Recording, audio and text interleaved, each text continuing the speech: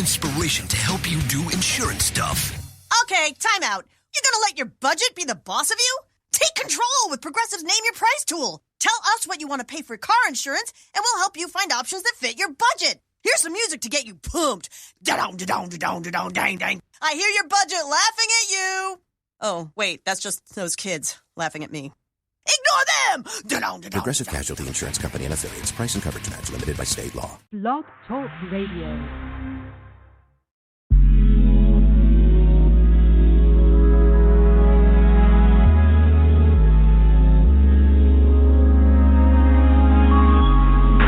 God doesn't want it, then I don't want it. I guess it just ain't for me. Listen, I used to think I knew what was best for me.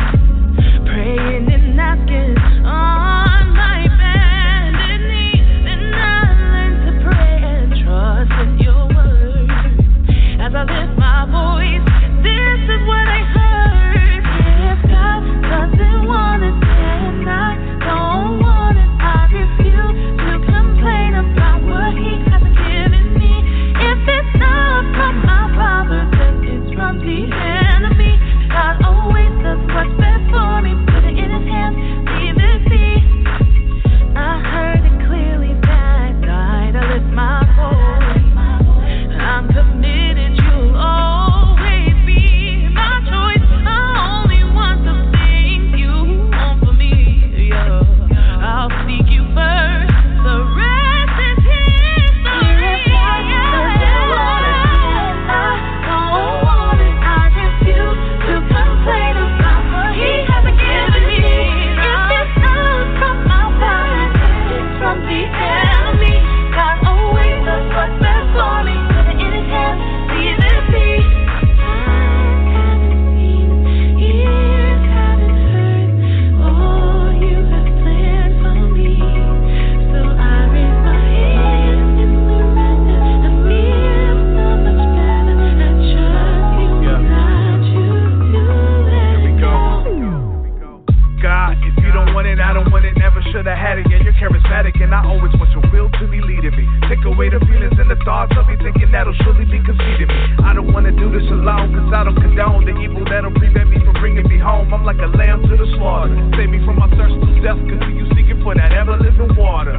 Put a stop to whatever's not yours, Lord. I'm only in it cause I want to be on one accord. I got the Holy Spirit in me, He's my shooting sword. I know that death's not the plan that you score, so I know that you're the life giver. Mercy and forgiveness for a low-life sinner like me.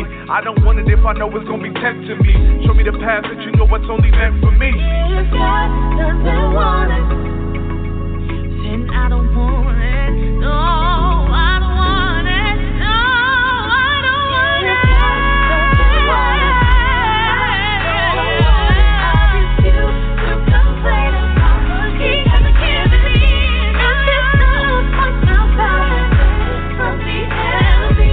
God always does what's best for me. Put it in His hands, yeah, if God doesn't want it, I don't want it. I refuse to complain about what He hasn't given me. If it's not from my Father, it's from the enemy. God always does what's best for me. Leave it be, yeah.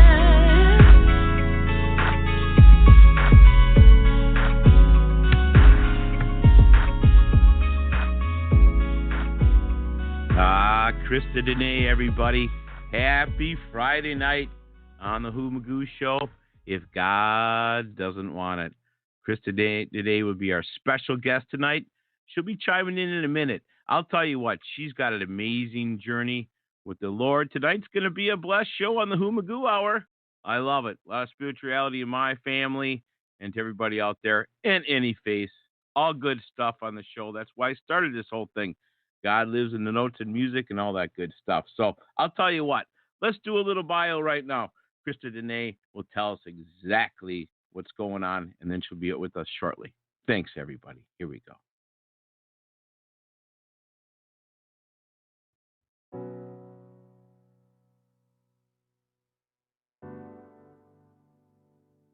From the age of 6, I've heard the voice of God.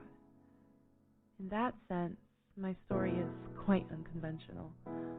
From a very young age, I bore the burden that the purpose of my life was to bring people to Jesus, and that a huge part of that discipleship wholly and completely had to do with how I was seen and how I interacted with others. As a very young disciple, I was fully aware that my life was under attack. The first couple of times, I went straight to my best friend Jesus to help me with my heartaches.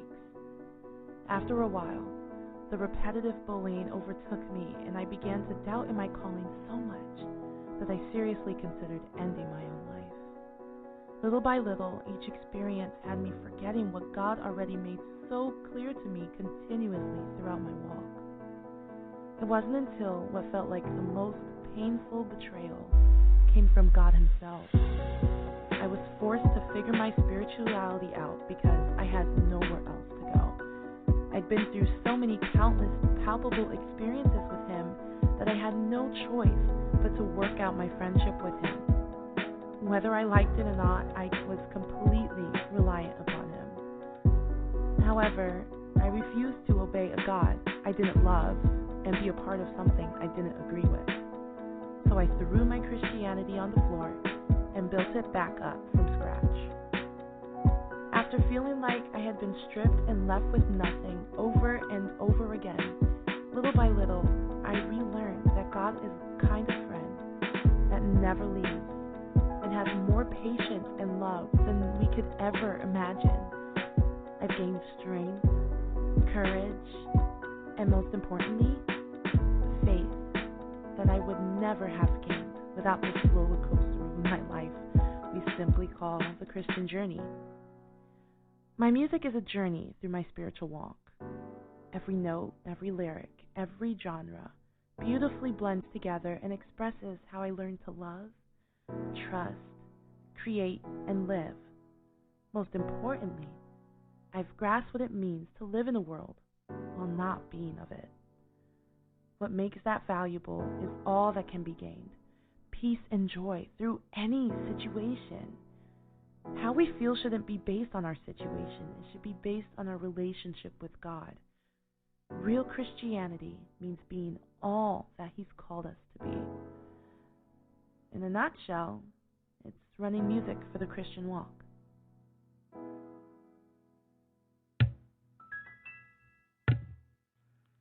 That, my friends, is Christa Deana. Awesome message, Christa. Let me tune you in here and get you on the show. Hello, welcome to the Hoomagoo tonight. Thank you. Hey, it's great to be here. Thanks so much for having me. Oh, welcome. My pleasure. My pleasure. Oh, just again, MTS Records and Michael Stouffer connected us. And when I was reading your bio and heard your music and then that clip that we got there, it's a pleasure to have you on the show.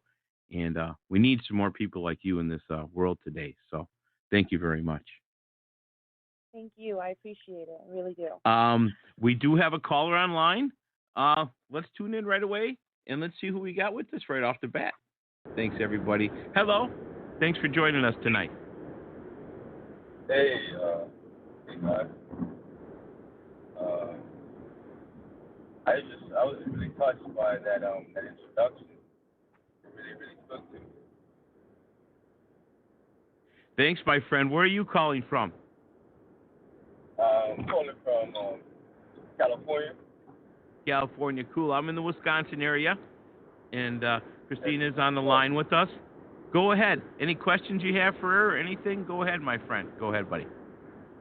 One question I have for Christa would be, where does she find her inspiration? Where does she get inspiration when making music and ministry? Where does she draw her inspiration? I'm so sorry. Can you repeat the question? It seems like there's a little bit of interference. My question is, where do you draw your inspiration? Where do you get your inspiration from? Where's your inspiration from for your music? Oh, that's a great question. Well, I get my inspiration, I would say, mainly from my life experiences and my relationship with God. Through my connection with Him, He gives me a different perspective on how to express what I've learned the different struggles that I've been through and how I've grown from it, and most importantly, how to be able to impact somebody else. Because at the end of the day, it's great to share your testimony, but share your testimony to reach somebody else. So I'm constantly inspired by interacting with others, with teaching, working with my students. But I would definitely sum it up and say life experiences and my relationship with God are my absolute inspiration. Wow, that is that's deep. That is deep. Thank you. Thank you so much for calling and asking the question. It's a great question. Thanks, my friend, calling in from California. I love it. Spreading the word out to all over the country and all over the world. Thank you, Christa. That is just awesome. And what's your name, my friend? My name is Paul. Hey, Paul. Peace, buddy. Thanks. You want to hang on? I'll put you on hold right now, and we'll just keep chatting, okay? Hold on, Paul. All right. Thank you. Thanks. Anybody calls in the show, I can get you on live, but then you also can listen live to the show. Number is 917-932-1734. Again, Christa, thanks again. Tell us a little bit about those early years in your journey when you hear the voice of the Lord and things like that. I mean, that must be, whoa. That must have been something. Yeah, I would definitely say something. I'm grateful. I was raised in a very passionate home. They were passionate about their music because they met in a band. So music kind of joined them together, and then they were very passionate about their Christianity. I was never taught religion as in, okay, go to church and do this checklist and things like that. It was always, do you love Jesus? Do you want to have a relationship with him? What do you think about these stories in the Bible and things like that? It was always very personal and very tactile for me. And I had an older brother, but he's a lot older than me. So I kind of grew up as an only child, you could say. And it was through being an only child and moving around quite a bit, I've really learned to tune into the voice of God. I started journaling at a very, very young age. I think I got my first journal when I was like 7 years old. And even then I was writing random questions like, why do bad things happen to good people? And from deep stuff like that, cotton candy. I mean, just crazy stuff. I was always thinking, very real with God. And so it was at a very young age that I was able to hear from him. And then I was able to start expressing the different difficulties that I was going through writing songs. I started arranging, like putting lyrics to different melodies that weren't mine, but I would say kind of arranging songs by like around 9. And then I wrote my first original song when I was 11. And even when I started to go to high school and I experienced bullying here and there and lack of self-esteem, my ability to write songs and the advantage, I would say, the blessing of being able to hear the voice of God is absolutely what kept me through those years, and I'm grateful for it. Very, very grateful for it. Yeah, and then reading your bio and the thing about bullying too. I mean, they're not just bullying people that are anybody that is not of the norm. And if you speak of faith in today's world, they're going to bully you too. And a personal side, in my direct family, there are nuns and sisters in my family, and I never realized, so I had dinner and talking to them, that where they go, they're a target because they're still in the habit. Mm-hmm. So people know what they're about, and I never thought about it that way because I'm always like, wow, it's awesome, they're living the faith, but that's not really true when you talk that way.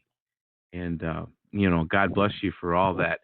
I'll tell you what, though, Christa, we have another call. Let's take another call right now. I'm going to go right into the line right now. Hello. Welcome to the show. Christa's with us right now. Hello. Welcome. Anybody there? Are you just listening? They might be just listening to us, but we got somebody else. That's right. Yeah, because you can do both ways. You don't have to actually come in and chat with us. So, again, just pick that up. What was that like in those high school years when, the formative years, because you had some times where you had to walk away a little bit, didn't you? Yeah, I would absolutely say so. So for me, when I went to high school,